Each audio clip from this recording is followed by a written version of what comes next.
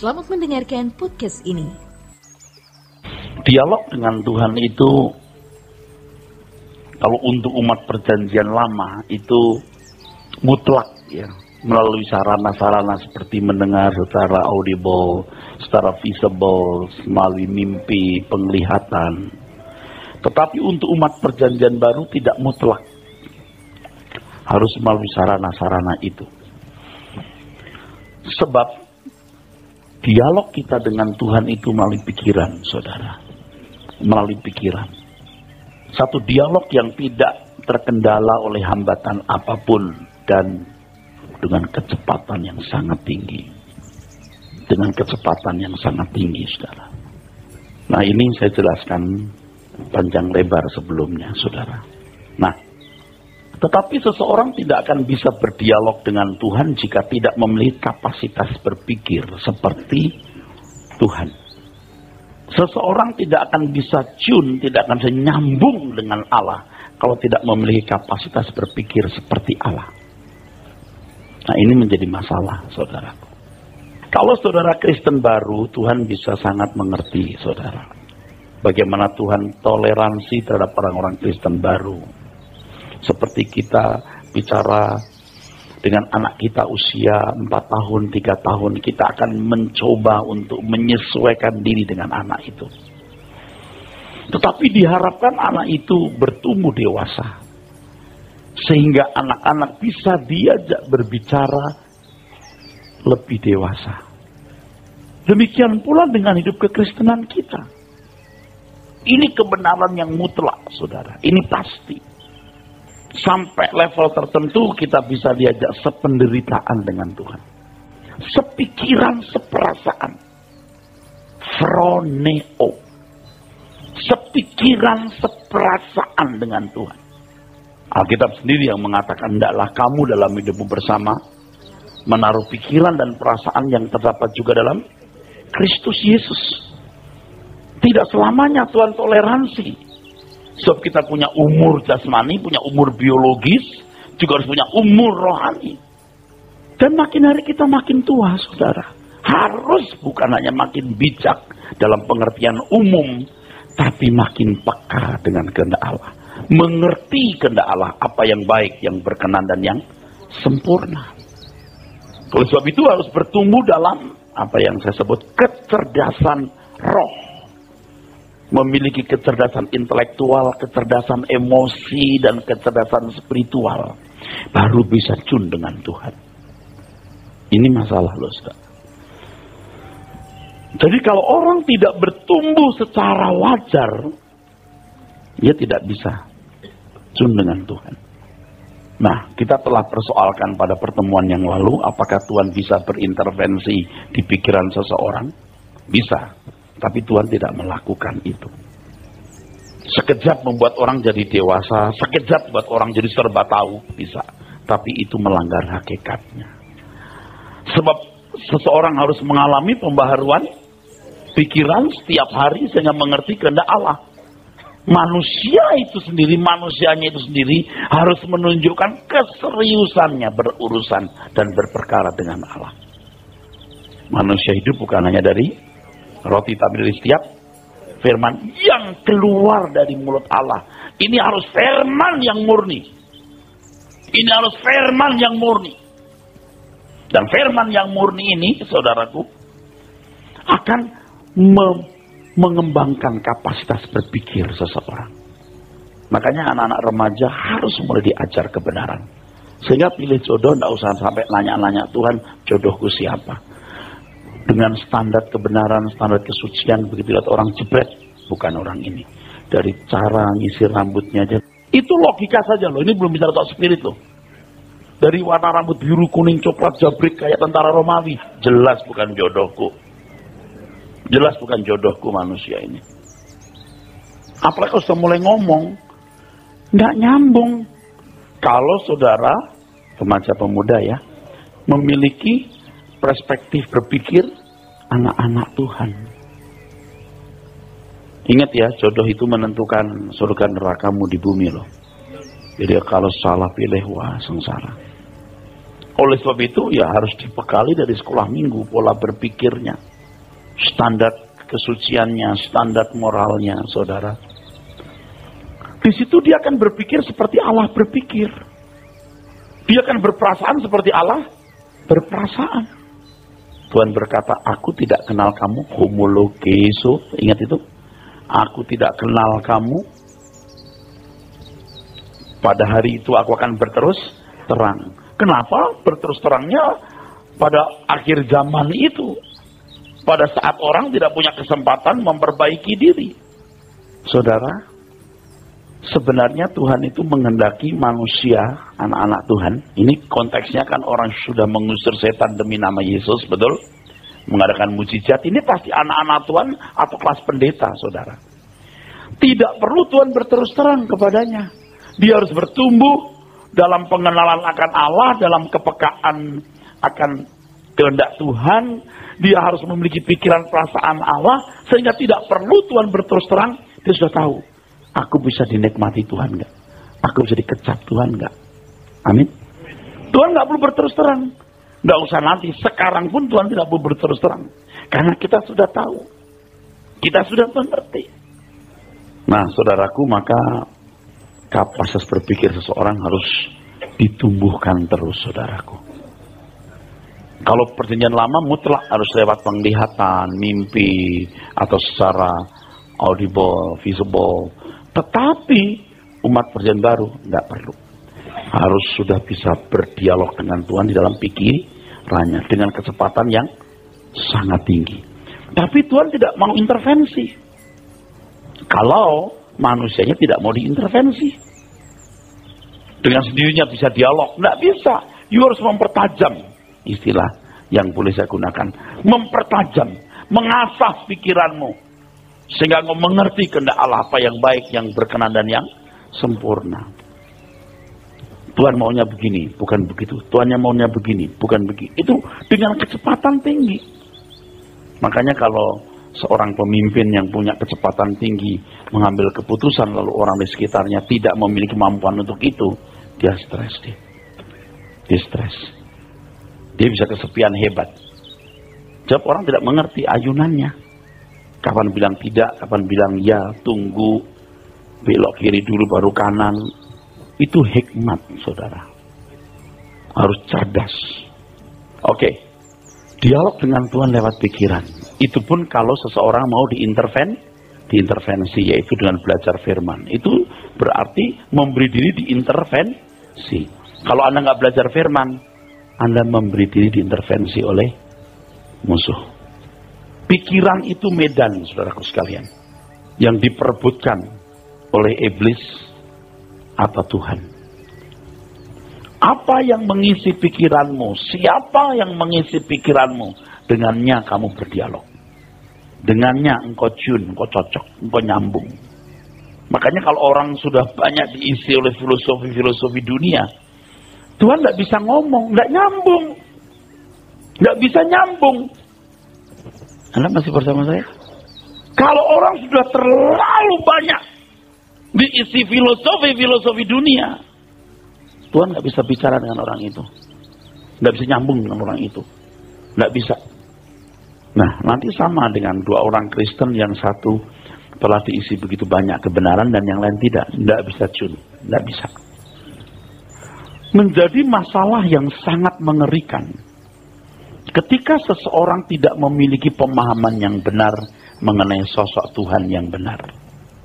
Karena tidak mendapatkan input dari kebenaran, maka dia punya bayangan tentang Tuhan salah. Oke, nangkap itu? Allah itu baik-baiknya bagaimana? Ngerti enggak? Allah itu kasihnya bagaimana? Allah itu adilnya bagaimana? Itu harus jelas. Dan yang paling parah, saudara, ketika ayat-ayat perjanjian lama dikenakan untuk umat perjanjian baru. Wah, itu paling parah. Sebab ayat-ayat perjanjian lama itu ditujukan untuk orang-orang Israel yang standar hidupnya berbeda dengan standar hidup kita, orang percaya. Ini bukan berarti ayat-ayat perjanjian lama dibuang. Harus diambil pelajaran rohani atau hikmahnya. Tidak boleh diambil secara letterleh, secara hurufiah, lalu dikenakan secara kontemporer untuk dunia kita hari ini. Kan orang harus tahu ini ayat ditulis kapan, dalam rangka apa, untuk siapa, makna maksud orisinilnya apa. Nggak boleh main comot jebret, nggak boleh. Tetapi banyak orang Kristen, banyak pembicara melakukan itu. Sehingga gambaran Tuhan Yesus salah. Contohnya begini, saudara. Waktu kecil, anak itu memandang orang tua apa? Dia punya konsep orang tua itu begini kan. Papa itu begini, mama itu begini. Tahu? Tahu? Karena satu, pemahaman anak yang terbatas. Dua, karena orang tua bersikap sedemikian rupa untuk anak yang masih di bawah umur. Betul? Oke. Waktu anak umur 3 tahun ya, dia membayangkan papa dengan nilai A gitu. Simbol aja A1. Tapi ketika anak itu umur 30 tahun, orang tua mesti memperlakukan anak dengan anak yang bukan lagi umur 3 tahun. Harus sudah begini, misalnya. Sudahkah 4? Sekarang bayangkan kalau orang Kristen umur 30 tahun masih membayangkan begini, saudara, orang tuanya. Bayangkan kalau anak umur 30 tahun masih membayangkan orang tua bentuk seperti ini. Bayangkan, nyambung gak kira-kira? Orang tua pun juga cun. Nah, bangsa Israel itu kan bangsa budak, kedagingan, gak ngerti langit baru, bumi baru, gak mengerti kesempurnaan. Lalu Allah memperlakukan mereka seperti bangsa yang memang belum mampu memahami kebenaran, belum mengerti langit baru, bumi baru, tidak ditarget sempurna, betul? Nah, pernyataan-pernyataan Tuhan itu dikenakan untuk bangsa Israel. Sekarang orang Kristen disuruh pakai standar itu, rusak. Paham nggak, saudara? Dan terpaksa saya ngomong, itu kejahatan. Itu bentuk kejahatan. Sebab menipu. Kalau saya seorang mentor lalu didik anak umur 3 tahun, ya udah perlakukan mama seperti ini ya, perlakukan papa seperti ini ya. Tapi kalau yang saya hadapi umur 30 tahun, saya harus mengajar berbeda. Tidak seperti saya mementor anak umur 3 tahun. Bayangkan kalau kita mementor anak umur 30 tahun seperti anak umur 3 tahun. Apalagi dunia ini akan hanyut, tenggelam seperti kapal Titanic yang bocor, yang sudah menunggu ketertenggelamannya, saudara. Coba kira-kira gusar nggak, saudara? Halo? Gusar. Lalu orang taunya itu firman Tuhan kan diambil dari Alkitab. Makanya ya WL segala itu harus belajar firman juga. Nanti kamu menyanyi memuji Tuhan seperti orang Israel. Kelasnya beda. Ini bukan soal nada, fluktuasi nada atau soal fisik loh, ini soal jiwanya. Makanya lagu-lagu yang dinyanyikan di gereja yang saya gembalakan itu harus izin saya. Kalau lagu-lagu yang tidak sesuai dengan kebenaran yang saya pahami tidak boleh dinyanyikan. Anda ngerti kenapa saya gusar? Amin? Anda mengerti kenapa saya gusar? Kalau ini bangsa Israel, orang Kristen harus belajar bentuk ini, bukan bentuk ini. Tapi Pak, itu firman Tuhan. Iya, semua firman Tuhan. Tetapi harus melihat konteksnya. Nah, yang sangat mengerikan, ketika seseorang tidak memiliki pemahaman yang benar mengenai sosok Tuhan yang benar, Tuhan seakan-akan membiarkannya dalam kesalahan tersebut. Sehingga banyak orang semakin terjerumus ke dalam kesesatan yang tidak disadari. Ingat, seakan-akan ya.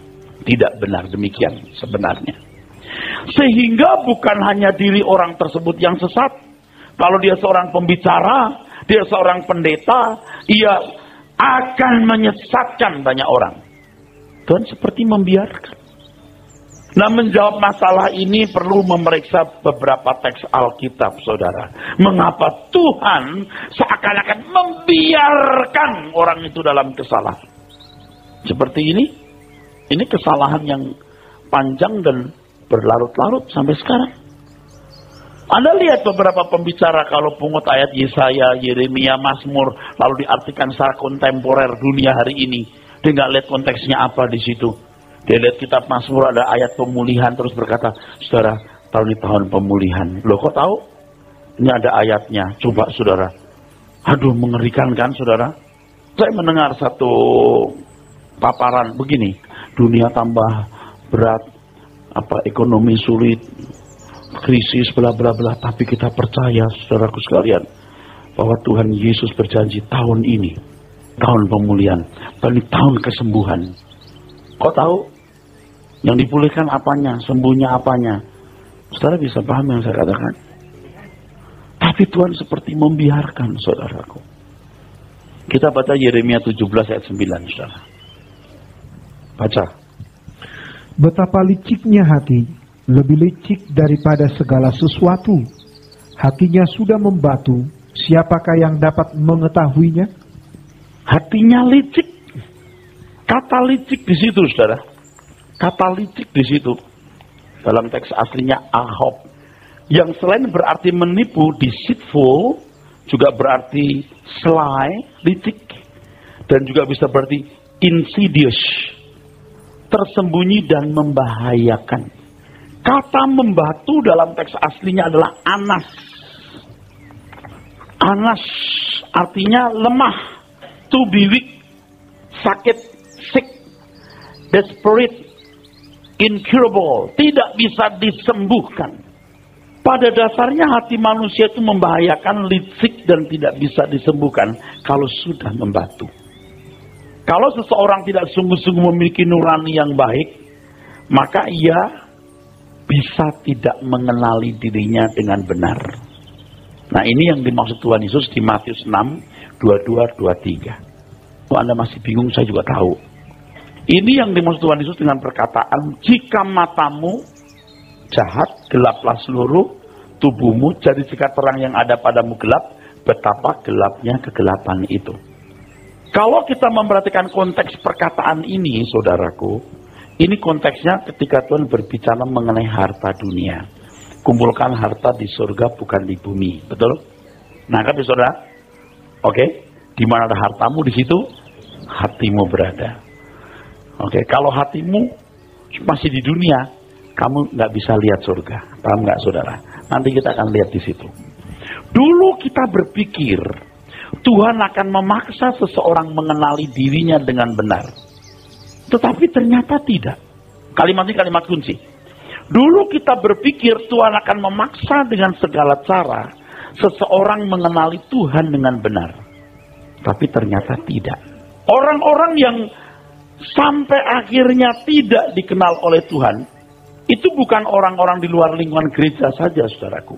Termasuk yang kita sering baca di Matius 7, 21-23. Orang-orang yang berprestasi dalam mujizat dan tanda ajaib. Sampai mereka tidak mengenal dirinya. Belakangan hari Tuhan berkata, aku tidak kenal kamu. Ingat khotbah yang lalu, Tuhan tidak perlu berterus. Kita yang harus punya pikiran perasaan Tuhan sampai kita bisa merasa, aku bisa dicicipi Tuhan nggak hidupku. Amin. Oke. Mengapa mereka sampai tidak bisa mengenal dirinya? Ternyata saudaraku, di balik yang kita dapat sentuh dan lihat, ada peraturan kehidupan yang harus ditegakkan. Dan kita kembali ke kitab Kejadian. Ketika Allah menaruh pohon pengetahuan yang baik dan jahat tanpa dipagari. Halo? You silahkan mau makan, kan mati loh kalau makannya. Atau tidak. Sama jiwanya, Allah tidak memaksa Anda jadi jahat, tapi juga tidak memaksa Anda jadi baik. Anda jadi paksa untuk mengenal Allah dengan benar, atau saudara mau sungguh-sungguh belajar mengenal Allah dengan benar. Nangkap di sini? Ini kunci. Ini kunci penting, saudaraku. Dan antara Tuhan dan setan itu ada semacam rule of game-nya. Nangkep, Pak? Jangan sampai Anda terjebak dengan teologi fatalistik yang di sini ini didesak untuk kenal Tuhan, didesak untuk benar. Yang itu kurang didesak. Itu Tuhan yang jahat. Paham nggak saudara? Dan kalau Tuhan berbuat begini, Tuhan akan diadili dan ternyata Tuhan tidak bisa membela dirinya. Tuhan memberikan kehendak bebas untuk memilih apakah dia mau makin mengenal Tuhan, makin tidak mengenal Tuhan. Paham? Ini kunci penting, harus dipahami di sini. Nangkep saya ngomong apa ini? Sebagaimana iblis tidak bisa memaksa manusia berbuat jahat, Allah pun juga tidak memaksa manusia berbuat baik. Sebagaimana iblis tidak bisa memaksa manusia sesat, Allah pun juga tidak bisa memaksa manusia untuk tidak sesat. Oleh sebab itu firman Tuhan di Amsal 4 ayat 23, ingat khotbah saya yang lalu, jagalah hatimu dengan segala kewaspadaan. Hati itu lab, mind, pikiran juga. Tuhan membiarkan taman hati kita tidak dipagari oleh Tuhan. Tuhan membiarkan taman pikiran kita tidak dipagari oleh Tuhan. Sebab kita sendiri yang harus menjaganya. Dan penjagaan itu membuktikan kita serius nggak berperkara dengan Tuhan. Penyesatan dalam hati tidak terjadi dalam satu hari. Amin. Tetapi dalam perjalanan panjang, dalam pergumulan tersebut, baik Tuhan maupun kuasa kegelapan harus tunduk kepada aturan mainnya, rule of game-nya. Tuhan diatur oleh dirinya sendiri. Tuhan berkata, I am the law. Dan Tuhan itu Tuhan yang konsisten dengan kebenarannya. Ketika Adam dan Hawa menghampiri pohon yang dilarang untuk tidak dikonsumsi, Tuhan tidak berteriak, stop! Dibiarkan. Tuhan tahu nggak waktu itu? Mestinya tahu. Mungkin malaikat berkata, Tuhan, orang yang kau kasih itu deket-deket. Aku boleh ingetin. Iblis gini, nggak boleh. Terus Tuhan bilang, nggak bisa. Nangkap saudara? Anda bangun pagi jam berapa tiap hari? Anda mau kemana? Itu nggak dipaksa. Tuhan, aku paksa ya, supaya dia ke gereja ya. Lalu Anda yang memutuskan minggu depan saja, ya kan? Minggu depannya bilang, minggu depan lagi. Anda mengatakan, kenapa Tuhan nggak paksa aku? Nggak bisa, saudaraku. Seperti iblis tidak memaksa seseorang menjadi buta dan tidak mengenali hatinya, demikian pula Tuhan tidak memaksa seseorang menjadi melihat untuk mengenali dirinya. Setiap orang harus bergumul dalam kehendak dan pilihan bebasnya menentukan keadaannya. Makanya saudara mesti alert gitu. Bangun pagi atau bangun siang. Bangun pagi mau ngapain. Semua itu menentukan saudara punya keadaan hidup. Seperti yang saya katakan bahwa penyesatan dalam hati tidak terjadi dalam satu hari. Ketika saya di luar negeri, saya ketemu teman punya kakak ipar, punya cihu. Terus saya diminta untuk sama-sama datang, saya datang. Pas saya datang, pas dokternya kumpul. Direktur rumah sakitnya apa, di situ kumpul. Lalu ngomong. Ya kan saya pengunjung, saya cuma berdiri di pojok gitu. Sambil dengerin mereka ngomong. Dokter-dokter itu bicara dalam bahasa Inggris. Kalau orang ini 20 tahun yang lalu sudah tahu sakitnya, dia nggak mati. Tahu nggak kenapa? Serosis, hatinya mengeras, menciut, mengerut, nggak ada obat, akhirnya meninggal. Tapi hati mengeras itu perlu waktu panjang, betul saudara? Saudara hajar terus itu soft drink, tidur nggak teratur, alkohol, apalagi nikotin. Anda tidak satu hari mati minum alkohol, nggak satu hari mati mengkonsumsi makanan yang tidak berguna untuk tubuh saudara, tapi pasti mati. Anda tahu? Sampai pada point of no return. Seperti ini kan point of no return. Kalau masih bisa diperbaiki, lalu berobat, lalu pola hidupnya dirubah, bagus, disembuh. Tapi kalau sudah sampai point of no return, nggak bisa. Dan itu yang sering saya gelisahkan. Kalau Anda umur sekian, Anda belum berubah, Anda nggak akan pernah bisa berubah. Nih sekarang saya ngomong. Dari kesalahan konsep yang dibangun bertahun-tahun itu, seseorang mulai menemukan Tuhan di otaknya. Maka Tuhan itu begini, oke. Masing-masing punya sosok Allah di dalam pikirannya. Dan itu yang menentukan kualitas hidupnya. Saya kasih tahu satu kalimat. Sosok Allah yang benar atau yang dekat dengan kebenaran yang dipahami orang, belum tentu membuat orang itu berubah. Apalagi kalau dia punya konsep Allah yang salah. Udah dengar suara kebenaran, tidak berubah karena sudah terlalu banyak rusaknya. Jadi belum terbentuk. Kalau cuma dengar setahun 2 tahun ini, belum, percaya deh, belum terbentuk. Dengan sosok Allah tersebut, seseorang berdialog. Berdialog dalam arti begini loh saudara, dia mengambil keputusan, dia bertindak, begitu loh. Nggak apa-apa, Allah peduli kok. Allah nggak apa-apa, nggak marah. Dia toleran terhadap tindakan ini. Atau dia ngerti saya lakukan ini untuk sementara saja, besok nggak saya lakukan lagi, dan seterusnya. Mereka merasa sudah mengenal Allah yang benar dan merasa sebagai hamba Allah yang benar, itu kalau pendeta. Mereka juga mengaku telah menerima visi-visi dan pesan-pesan dari Allah tersebut. Padahal itu Allah palsu. Wah, lebih ngeri kalau pendeta itu. Apalagi pendeta dan pentakosta karismatik. Waduh, lebih ngeri saudara. Sebab suara hatinya disamakan dengan suara Tuhan. Dan kalau khotbah nggak pakai, Tuhan berbicara, Tuhan beri visi, dia akan kurang berkualitas itu pendeta. Dengan pikiran kecerdasan roh, oleh tuntunan Roh Kudus, seseorang bisa mengenali mereka. Kalau misalnya seorang hamba Tuhan berkata, Tuhan berbicara kepada saya lihat visi, itu dengan kecepatan tinggi kita bilang, bukan Tuhan yang benar yang kasih visi begini. Ini pasti rekayasa otaknya dia nih. Cuman kita orang timur suka nyimpen, mendem jerumi kundur. Tuhan membiarkan keadaan tersebut. Kalau seseorang, 2, tidak mau belajar kebenaran, 2, tidak memiliki nurani atau batin yang baik. Kenapa Pak? Begini soal batin nurani yang baik ya. Orang bisa nggak mengerti firman Tuhan dengan baik, iya. Dia sering mendengar yang salah bisa, tapi nuraninya bagus. Dia akan berkata, kayaknya nggak begini loh kebenaran. Nangkep? Dan orang-orang seperti ini bisa menggeliat mencari sumber lain. Tapi kalau dasarnya juga bengkok, materialistis, betul? Serakah, firman Tuhan, gitu. Paham nggak saudara? Nah, saya sudah menemukan orang-orang yang punya nurani yang baik. Lalu seperti cacing kepanasan atau blingsatan, lalu mulai, ini pasti nggak begini firman. Pasti nggak begini kebenaran. Dia menggeliat. Tapi yang begini nggak banyak.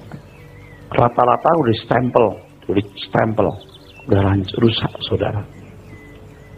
Dalam hal ini berlaku firman, agar tidak ada Allah lain di hadapannya. Jangan ada padamu Allah lain di hadapanku. Ini juga berarti agar jangan membangun konsep atau pengertian yang salah mengenai Allah. Banyak orang memiliki Allah lain yang tidak diajarkan Alkitab atau salah memahami Alkitab. Sebagai buktinya, pengen tahu? Hidup mereka pasti tidak diabdikan sepenuh kepada Tuhan, tapi kepada dunia. Jadi kalau orang masih materialistis, itu Allahnya salah. Allahnya keliru. Oh enggak, kita percaya Tuhan. Tuhan yang gimana? Tuhan di otakmu itu belum ada gambaran yang lengkap. Kalau lengkap gambarannya, kamu nggak berbuat begini. Kalau engkau mengenal Allah yang benar, cara kamu memandang uang tidak seperti ini. Mungkin Tuhan benar sebagian. Belum lengkap Allah yang kamu kenal itu. Dan sekarang kalau saya pendeta belum lengkap mengenalkan Allah, lalu mengajar. Coba kalau yang diajar dia begitu, berkat jasmani, kemakmuran. Wah, itu menjerumuskan orang ke neraka, saudara. Kok sampai begitu amat, Pak? Ya, dengerin terus kalau bahasa baru Anda tahu. Kok sampai ke neraka itu bagaimana? Sebab keselamatan itu usaha Tuhan mengembalikan manusia kepada rancangannya. Orang yang berdialog dengan Allah dengan benar sekarang akan berdialog dengan Allah selamanya. Orang nggak bingung. Ketemu Tuhan itu nggak bingung. Oh, ini Tuhan yang ku kenal. Kalau Anda mengenal Allah yang benar, Anda dialog dengan Allah yang benar, dan terbukti dengan sikap hidupmu, ketika engkau mati, engkau mengenali Allahku seperti ini. Nggak asing dengan Allah Bapa. Nah, itu dibahasakan dengan kalimat. Pengen tahu apa? Pengen tahu? Bertahan berdiri di hadapan Allah. Kalau tidak, oh ternyata bukan ya. Begini, saudara. Paham nggak? Allah yang lain yang kamu kenal, maka hidupmu tidak sesuai firman Tuhan. Hari ini orang ya sama Tuhan kurang hormat. Sama Tuhan perhitungan. Tidak all out. Allah yang kamu milik kamu di otakmu itu Allah yang belum tepat benar. Oke, mulai benar tapi nggak penuh. Sehingga belum sampai mencuri, mengambil, merampas hidupmu. Masih bersama saya? Banyak orang memiliki Allah lain yang tidak diajarkan Alkitab. Sebagai buktinya hidup mereka pasti tidak diabdikan kepada Allah secara benar. Tapi kepada dunia dan segala kekayaan serta keindahannya. Berarti itu menyembah iblis, paham? Begitu salah mengenal Allah, itu bertalian dengan karakter dan kelakuan. Mengerti? Memang sama iblis gak begini-begini. Tapi sikapnya terhadap dunia tidak benar. Dan itu sama dengan menyembah iblis. Nah pertanyaannya, kenapa bisa begitu? Allah sendiri tidak berdaya. Kok lemah mata? Enggak, kan Allah punya hakikat. Enggak bisa nolong. Waktu Adam menuju pohon pengetahuan yang baik dan jahat, Allah tidak berdaya. Allah tahu nggak? Allah tahu tapi Allah tidak berdaya. Sama. Sekarang Allah juga tidak berdaya. Ketika Anda makin mencintai dunia karena konsepmu mengenai Allah salah, Allah tidak berdaya. Dan kalau itu dilakukan oleh pendeta, betapa rusaknya banyak orang. Anda mengerti?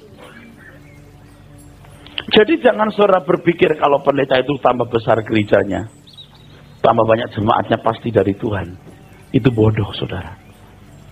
Memang sedikit yang selamat. Kenapa Allah sampai nggak berdaya? Karena manusia sendiri tidak mau diarahkan, tidak berani membayar harganya. Kita kembali ke Matius pasal 6. Tadi ayat 22, 23 kita sebut, betul nggak? Sekarang di ayat 19 supaya lengkap. Janganlah kamu mengumpulkan harta di bumi. Di bumi ngengat dan karat merusakkannya dan pencuri membongkarnya serta mencurinya. Tetapi kumpulkanlah bagimu harta di sorga. Di sorga ngengat dan karat tidak merusakkannya dan pencuri tidak membongkar serta mencurinya. Oke, sebelum dibaca lanjut saya kasih tahu. Di Lukas 16:11 sering kita baca, betul? Seseorang tidak akan bisa mengerti firman Tuhan kalau tidak setia dalam hal mamon yang tidak jujur. Kalau sikapmu terhadap harta sudah salah, you tidak akan bisa mengerti firman. Di Matius pasal 13, surah ayat 22-23, benih yang ditabur di tanah baik loh. Tidak tumbuh karena semak belukar. Semak duri, semak belukar itu percintaan dunia. Masalahnya bukan di tanah, masalahnya di semak belukar. Anda punya hati betul mau dengar firman, betul ke gereja, tapi Anda nggak berani, tidak mencintai dunia. Masa nunggu sekarat baru ya deh Tuhan aku tidak mencintai dunia. Kurang ajar loh sama Tuhan. Kalau Anda tidak mencintai dunia, emangnya Anda jadi miskin? Enggak. Amin? Enggak. Kenapa kita tidak berani? Tidak mencintai dunia. Akhirnya kita tidak bisa mengerti. Pak. Gimana saya menjelasin ya? Anda tidak akan pernah bisa mengerti firman secara benar. Lengkap, utuh. Kalau masih mencintai dunia. Tidak akan pernah bisa. Yang ngomong bukan beta firman Tuhan. Betul? Yang ngomong firman. Bukan saya. Pak saya bisa ngerti. Yang you ngerti itu belum lengkap. Anda belum bisa mengkrek, membuka rahasia firman.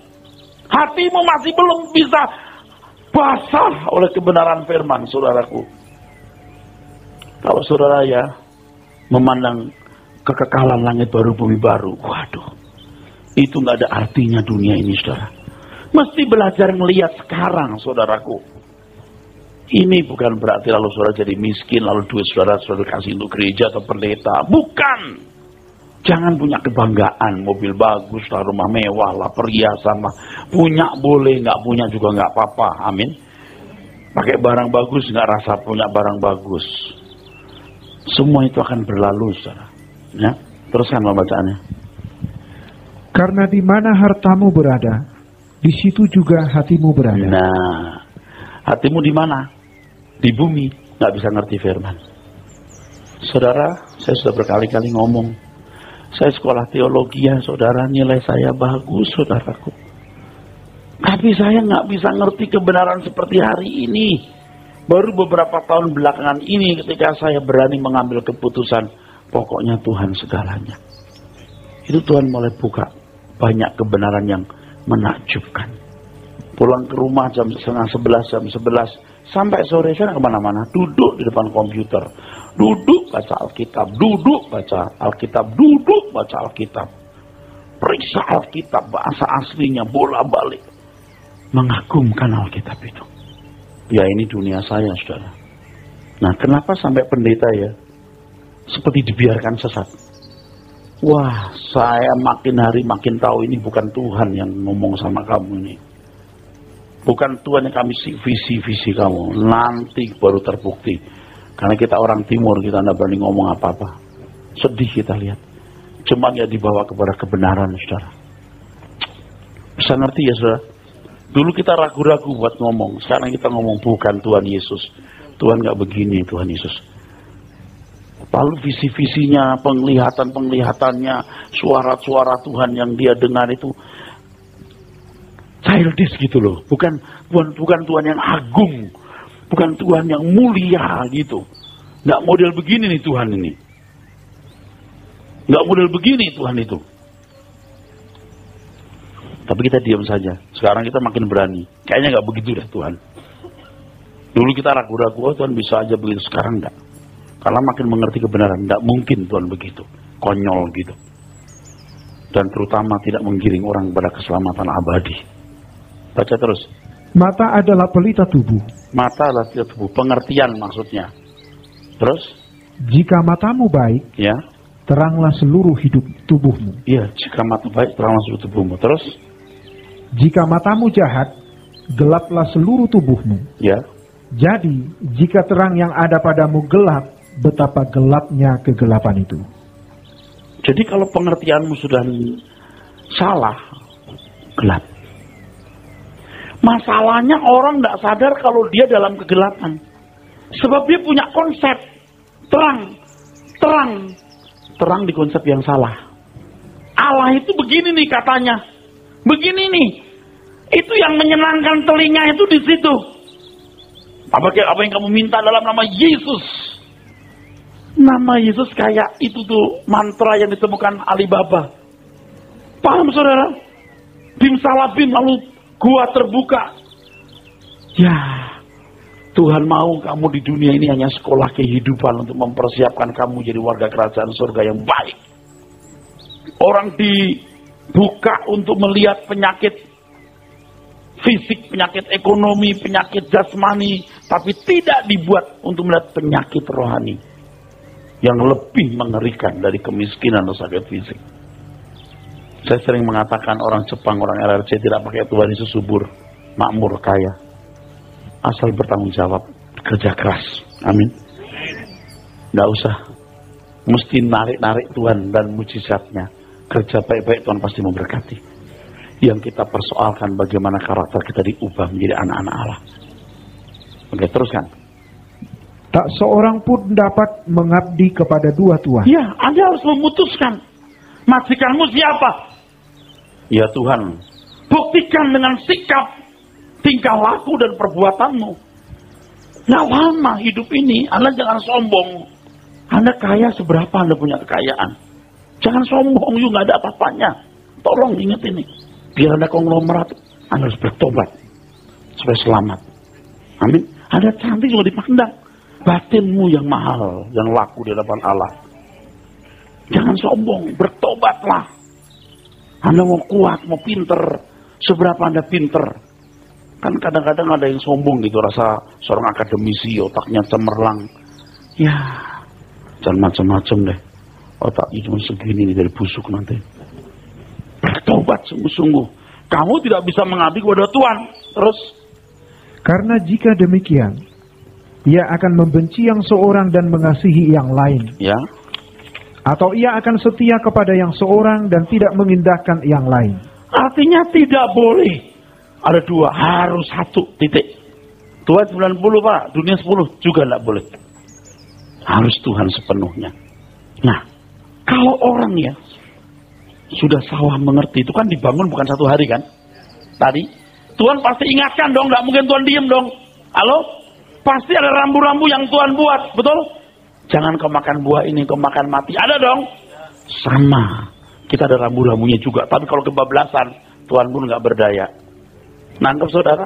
Bertemu dengan dia dan dialog selamanya. Amin.